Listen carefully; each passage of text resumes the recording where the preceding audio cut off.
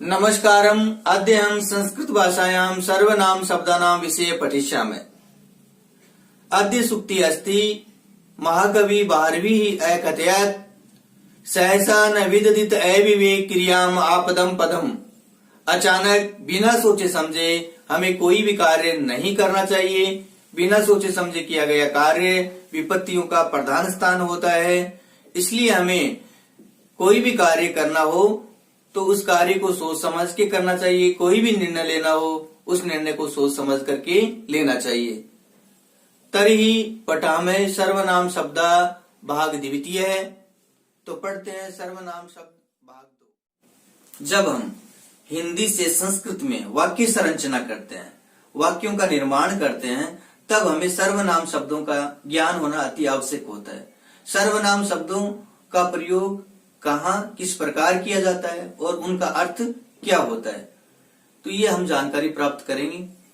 सर्वनाम भाग 1 में हमने उन सर्वनाम शब्दों के बारे में परिचर्चा की जो प्रथम पुरुष का, मध्यम पुरुष का और उत्तम पुरुष का बोध कराते हैं। आज हम परिचर्चा करते हैं सर्वनाम शब्दों के बारे में विस्तार से, जो सर्वनाम शब्द कक्षा 6 से लेकर के 10 तक वाक्य संरचना में प्रयुक्त होते हैं। तो चर्चा करते हैं उन सर्वनाम शब्दों के बारे में। तद का अर्थ वह होता है, एतद का अर्थ यह होता है। अंग्रेजी में दैट, THAT, दैट मानी वह, और दिस यह है, यानी ये पास और दूर के लिए प्रयुक्त होता है। वह दूर के लिए हो गया और एतद यह नजदीक के लिए प्रयुक्त हो गया। तो तद के रूप तीनों लिंगों में चलते हैं, पुल्लिंगी, स्त्रीलिंगी, नपुंसकलिंगी। सह, तव, ते, सा, ते, तह, तत्, ते, तानि, यानी तीनों लिंगों में इसके रूप चलते हैं। जो तद शब्द है उसी से हम क्या बना रहे हैं, एतद शब्द जो सर्वनाम है उसका अर्थ क्या होता है, यह। इसके रूप भी तीनों लिंगों में चलते हैं, पुल्लिंग, स्त्रीलिंग, नपुंसकलिंग। अब हमें इसको समझना है थोड़ा सा कि जो तद का रूप है उसमें स है, एतद में इसके साथ में क्या लगा देंगे, ए लगा देंगे, ऐसा हो जाएगा। यहां इसके साथ में ए लगा देंगे, एतव, एते, तो ये किसका रूप बन गया, एतद का। ऐसा, एतव, एते। इसी प्रकार यहां ए लगाएंगे, ऐसा, एते, एताः। नपुंसकलिंगी एतत्, एते, एतानि। इस प्रकार एतत् शब्द का रूप आसानी से बन जाता है। तो जो तद का रूप है उसी को हम एतत् में बदल सकते हैं। क्या लगा करके, ए लगा करके। ध्यान किस बात का रखना है कि जो ये दंत्य स है वो एतत् में किस में बदल जाता है, मूर्धन्य षकार में बदल जाता है। इतना ही ध्यान रखना है। आगे इदम, इदम का अर्थ क्या होता है, यह होता है। इसका अर्थ भी क्या होता है, यह। इसके रूप भी तीनों लिंगों में चलते हैं, अयम, इयम, इदम। अयम पुल्लिंगी, इयम स्त्रीलिंगी, इदम नपुंसकलिंगी। पुल्लिंगी अयम, इमौ, इमे, स्त्रीलिंगी इयम, इमे, इमाह, यहां विसर्ग है। नपुंसकलिंगी इदम, इमे, इमानि। भवत, भवत का अर्थ क्या होता है, आप होता है। अंग्रेजी में इसके लिए यू ही प्रयुक्त होता है, लेकिन भवत शब्द जो संस्कृत भाषा में है वो किस पुरुष में आता है, भवत शब्द है जो संस्कृत भाषा में है वो प्रथम पुरुष में आता है। जबकि त्वम यानी तुम जो होता है वो किस पुरुष में आता है, मध्यम पुरुष में आता है। तो ये ध्यान रखना है। जबकि अंग्रेजी में तुम के लिए भी यू प्रयुक्त होता है और आपके लिए भी किस शब्द का प्रयोग होता है, यू का ही प्रयोग होता है। इसके रूप भी स्त्रीलिंग में भवान, पुल्लिंग में भवान, स्त्रीलिंग में भवती और नपुंसकलिंग में भवत के रूप में चलते हैं। जैसे पुल्लिंग में भवान, भवंतो, भवन्तः, स्त्रीलिंग है भवती, भवत्यौ, भवत्यः। नपुंसकलिंग है भवत, भवती, भवन्ति। सर्व, सर्व शब्द का अर्थ होता है सब। इसके रूप भी तीनों लिंगों में चलते हैं। पुल्लिंग में सर्व, स्त्रीलिंग में सर्वा, नपुंसकलिंग में सर्वम। पुल्लिंग में सर्वे, सर्वौ, सर्वे। स्त्रीलिंगी सर्वा, सर्वे, सर्वाः। नपुंसकलिंगी सर्वम, सर्वे, सर्वाणि, सर्वाणि। यद, यद का अर्थ जो होता है। इसके रूप भी पुल्लिंग में यह, स्त्रीलिंग में या और नपुंसकलिंग में यत, यानी तीनों लिंगों में रूप चलते हैं। पुल्लिंग में यह, यौ, ये। स्त्रीलिंग में या, ये, याः। नपुंसकलिंग में यत, ये, यानि। इसके बाद में किम, किम का अर्थ होता है कौन। इसके रूप भी तीनों लिंगों में चलते हैं। पुल्लिंग में कै, स्त्रीलिंग में का, नपुंसकलिंग में किम। देखिए इसी से हम बनाते हैं। यहाँ यह पुल्लिंग में, यहाँ कै, कै है, यऊ है तो यहाँ क्या हो जाएगा, कऊ हो जाएगा, कऊ। और यहाँ यह है तो यहाँ क्या हो जाएगा, के हो जाएगा। तो पुल्लिंग में जो रूप बन जाएगा वो क्या बन जाएगा, कै, कऊ, के। स्त्रीलिंग में देखिए यहाँ क्या है, या है तो यहाँ क्या है, का। स्त्रीलिंग में का होता है, का, के, का। देखिए या, ये, या, का, के, काहा। बहुवचन में क्या लगता है, विसर्ग लगता है, और एक वचन में विसर्ग नहीं लगता। लता, लते, लताहा। इसी प्रकार नपुंसकलिंग में किम, किम, के, कानि, यत, ये, यानि, किम, के, कानि। तो पुल्लिंग में कै, स्त्रीलिंग में का, नपुंसकलिंग में किम। अदस, अदस का अर्थ भी वह होता है। इसके रूप भी तीनों लिंगों में चलते हैं। पुल्लिंगी, स्त्रीलिंगी, नपुंसकलिंगी। पुल्लिंगी असौ, अमु, अमी। स्त्रीलिंगी असौ, अमु, अमुः। यहां ध्यान देना, देखो पुल्लिंग और स्त्रीलिंग समान है, एक वचन और द्विवचन। यहां भिन्नता है, अमी आ रहा है बहुवचन में, यहां अमु, अमुः विसर्ग आ रहा है। अदय नपुंसकलिंग, अदय, अमु, अमुनि। तो यहाँ बहुवचन जो रूप है अदस का तीनों लिंगों में समान है। क्या है, तीनों लिंगों में क्या होता है, समान होता है। इतर, इतर का अर्थ दूसरा होता है। इसके रूप भी तीनों लिंगों में चलते हैं। क्या है, इतर के रूप भी क्या है, तीनों लिंगों में चलते हैं। पुल्लिंगी इतर, स्त्रीलिंगी इतरा, नपुंसकलिंगी इतरत। पुल्लिंगी इतरः, इतरौ, इतरे। स्त्रीलिंगी इतरा, इतरे, इतराः। नपुंसकलिंगी इतरत, इतरे, इतराणि। तो ये जो हमने पढ़े हैं वो किस में आ रहे हैं, सारे के सारे प्रथम पुरुष में आ रहे हैं। किस पुरुष में आ रहे हैं, प्रथम पुरुष में। मध्यम पुरुष में युष्मद्, युष्मद् का अर्थ क्या होता है, तुम होता है, जिसकी हमने परिचर्चा की। त्वम, युवाम, यूयम। उत्तम पुरुष में अस्मद्, जिसका अर्थ क्या होता है, मैं, अहम, आवाम, वयम। द्वितीय विभक्ति में माम, आवाम, अस्मान, इस प्रकार चलते हैं। तो ये जो सर्वनाम शब्द हैं जिनका प्रयोग हम कक्षा 6 से लेकर के 10 तक करते हैं, जिनकी परिचर्चा की, इनसे हम वाक्य संरचना करेंगे। शब्द सर्व के समान रूप वाले सर्वनाम शब्द, जो सर्व शब्द है जिसका अर्थ सब होता है, उसके समान अन्य रूप वाले शब्द जैसे विश्व है, सिम है, सम है, इन सभी का अर्थ क्या होता है, सब होता है। इतर की समान रूप वाले अन्य शब्द अन्यत, अन्यतर, त्वत, त्वय, त्वत, कतर, कतम, यतर, यतम, ततर, ततम। पूर्व के समान रूप वाले अन्य शब्द दिशावाचक हो गए, पहले अर्थ में भी प्रयुक्त होता है। दक्षिण, उत्तर, अपर, पर, अवर। अवर का अर्थ बाद वाला होता है। क्या होता है? बाद वाला। अधर, नीचे। अधर का दूसरा अर्थ ओष्ठ भी होता है। अंतर, भीतर या बाहरी। ये सारे के सारे पूर्व के समान रूप वाले अन्य शब्द हैं। इनके रूप किसके समान चलते हैं? पूर्व के समान चलते हैं, पूर्व शब्द के समान। ये सभी शब्द दिशावाचक होने के कारण सर्वनाम माने जाते हैं। यानी ये सारे के सारे शब्द दिशावाचक होने के कारण क्या है? सर्वनाम के रूप में जाने जाते हैं।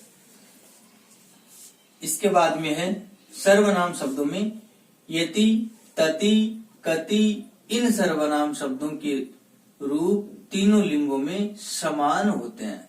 यानी यति, तति, कति, ये जो सर्वनाम है, इन सर्वनाम शब्दों के रूप तीनों लिंगों में क्या होते हैं? समान होते हैं। तथा ये हमेशा नित्य बहुवचन में प्रयुक्त होते हैं। किसमें होते हैं? बहुवचन में। एक वचन और द्विवचन में नहीं प्रयुक्त होते। किसमें होते हैं? बहुवचन में। यति, यति का अर्थ जितने होते हैं। प्रथमा विभक्ति में यति, द्वितीय यति, तृतीय में यति भी, चतुर्थी में यतिभ्य, पंचमी में यतिभ्य, षष्ठी यति नाम, सप्तमी यतिषु। यानी जितने। तति, उतने। तति का अर्थ इसी रूप में जैसे तति, तति, तति भी,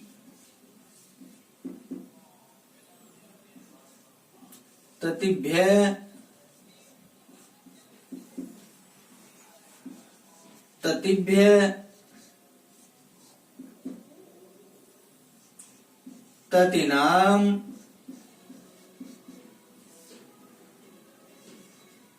ततिषु। यानी यति जितने, तति उतने, कति कितने। इसके रूप भी इसी के समान चलते हैं। कति प्रथम विभक्ति में, द्वितीय में कति, तृतीय कति भी, चतुर्थी कतिभ्य, पंचमी कतिभ्य, षष्ठी कतिनाम, सप्तमी कतिषु। इस प्रकार तो ये नित्य बहुवचन के रूप में प्रयुक्त होते हैं। एक वचन व द्विवचन में प्रयुक्त नहीं होते। अन्य सर्वनाम शब्द जिनका व्यवहारगत प्रयोग होता है, जो संख्यावाचक और परिमाणवाचक सर्वनाम के अंतर्गत आते हैं। यावत जब तक, तावत तब तक, एतावत अब तक, इयत इतने, कितने, इतने, इतना, कियत कितने, कितना। इस प्रकार तो ये संख्यावाचक और परिमाणवाचक आदि के रूप में जाने जाते हैं। परिचर्चा करते हैं हम जो सर्वनाम शब्द हैं उनके साथ में आज हम क्या लगाएंगे? कर्म लगाएंगे। कल हमने परिचर्चा की सर्वनाम शब्दों के बारे में जिनके साथ में हमने क्रिया लगाई। आज हम क्रिया, कर्म और क्या है? सर्वनाम शब्द, यानी सर्वनाम शब्दों के साथ में कर्म का प्रयोग करेंगे। जैसे से, तव, ते, सा, ते, ताहा, ये तीनों ही किस पुरुष में आते हैं? ये सभी किस पुरुष में आते हैं? प्रथम पुरुष में आते हैं। इनके साथ में हमने पुस्तक, संस्कृत, त्रिपिटक, रामायण, गीता, महाभारत, ये सारे के सारे क्या लगाए? कर्म लगाए हैं। तो से प्रथम पुरुष का क्या है? एक वचन है। तो क्रिया भी क्या है कि प्रथम पुरुष एक वचन क्या होता है? पठती। क्या होता है? पठती होता है। लट लकारी क्रिया लगा रहे हैं, पठती हो गया, प्रथम पुरुष एक वचन। अब पुस्तक है, नपुंसकलिंग है ये, और इसका क्या है? जो विभक्ति रूप होता है, द्वितीय विभक्ति एक वचन क्या होता है? पुस्तकम पुस्तके, पुस्तकानि, पुस्तकम पुस्तके, पुस्तकानि। प्रथम विभक्ति और द्वितीय विभक्ति क्या होती है? समान होती है। तो मैं लगाना है। कहने का मतलब जब हम जो कर्म है उसके साथ ही मैं लगाते वो किस में बदल जाएगी, द्वितीय विभक्ति में। कर्म में कौन सी विभक्ति होती है, हमेशा द्वितीय होती है। कर्तृवाच्य का जो कर्म होता है उसमें द्वितीय विभक्ति होती है। कर्तृवाच्य का जो कर्ता होता है उसमें कौन सी विभक्ति होती है, प्रथमा विभक्ति होती है। ये हमें ध्यान रखना है। और क्रिया का विधान किसके अनुसार होता है, कर्ता के अनुसार होता है। कर्ता जिस पुरुष व वचन का होता है, क्रिया भी उसी पुरुष व वचन की होगी। तब यानी वे दोनों पढ़ते हैं, तो वे दोनों का क्या होता है, पढ़ते हैं।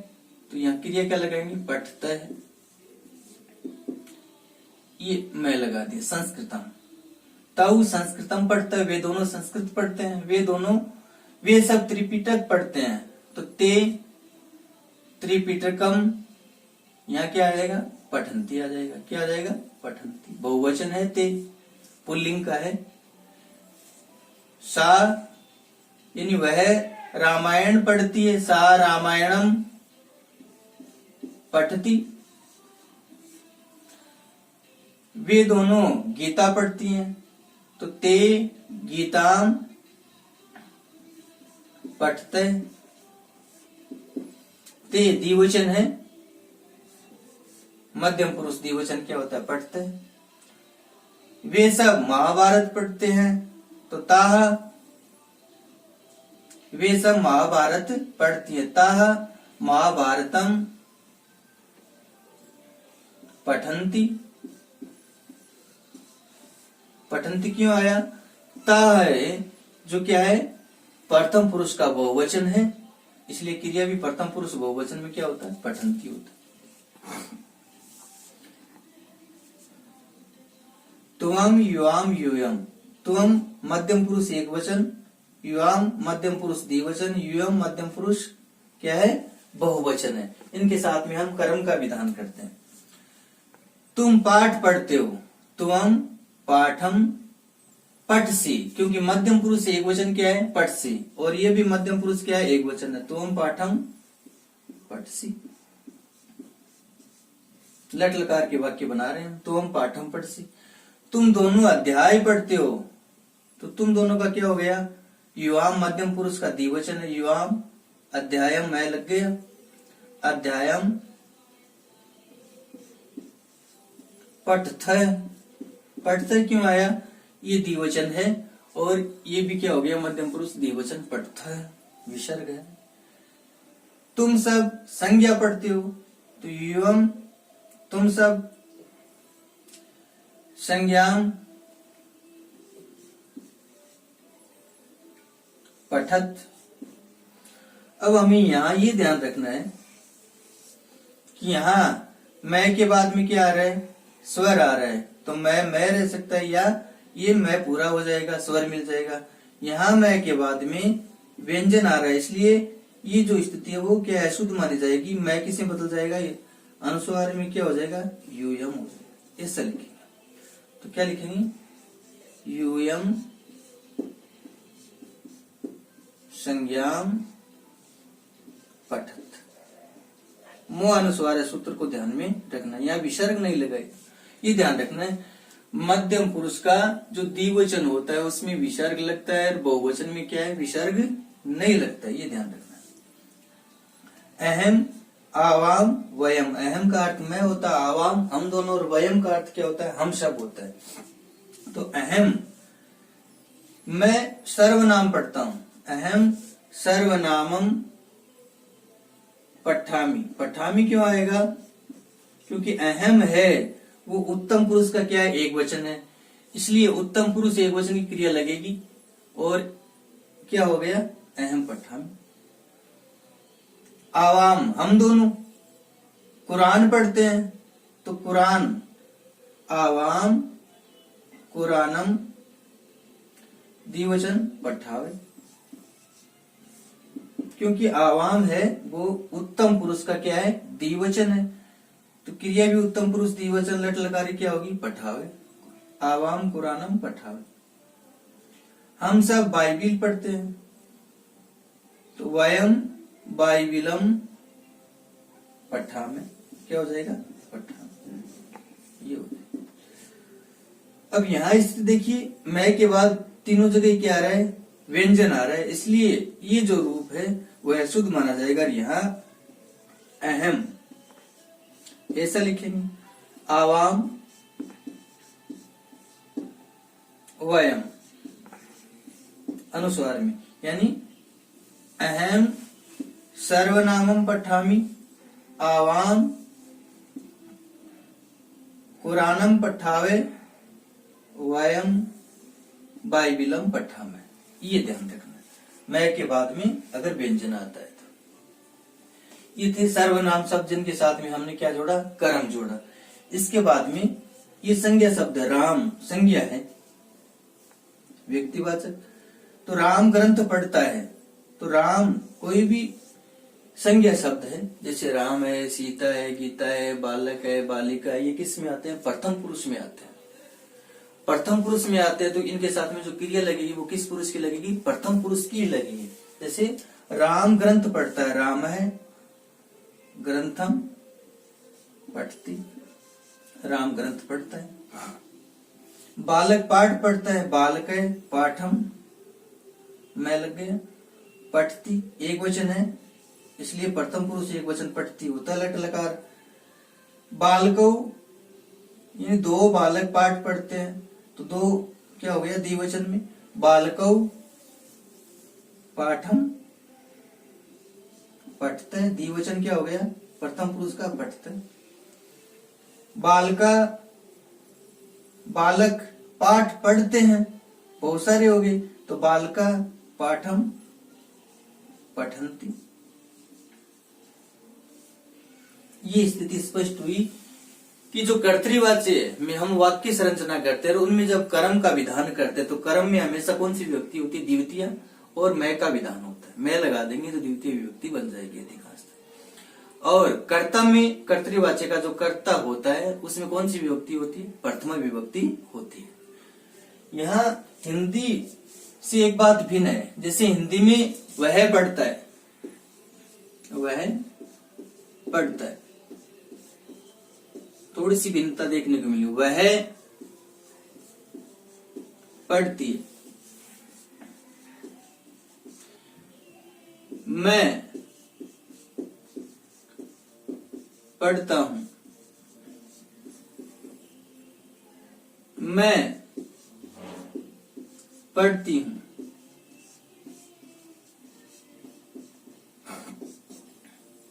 तुम पढ़ते हो, तुम पढ़ती हो।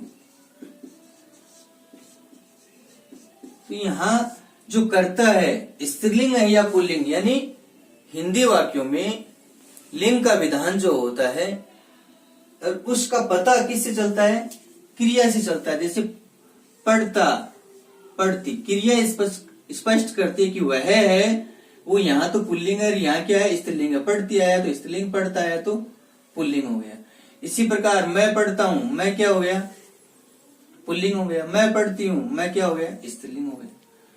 तुम पढ़ते हो, पुल्लिंग हो गई, यानी क्रिया क्या हो गई, पुल्लिंग। इसलिए यहाँ जो सर्वनाम तुम है वो क्या हो गया, पुल्लिंग हो गया। तुम पढ़ती हो, तो यहाँ क्रिया से ही पता चल रहा है कि तुम जो है वो क्या है, स्त्रीलिंग है।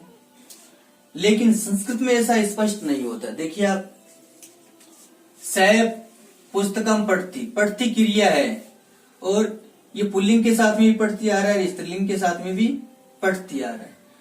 तो क्रिया से यहाँ क्या है, सर्वनाम शब्दों का पता नहीं चलता कि कर्ता है जो सर्वनाम है वो स्त्रीलिंग है या पुल्लिंग। यहाँ जो सर्वनाम शब्द है उससे ही पता चल रहा है। देखिए आप, सै और सा क्रिया है, वो दोनों के साथ में क्या आ रही है, पढ़ती आ रही है, पढ़ती आ रही है।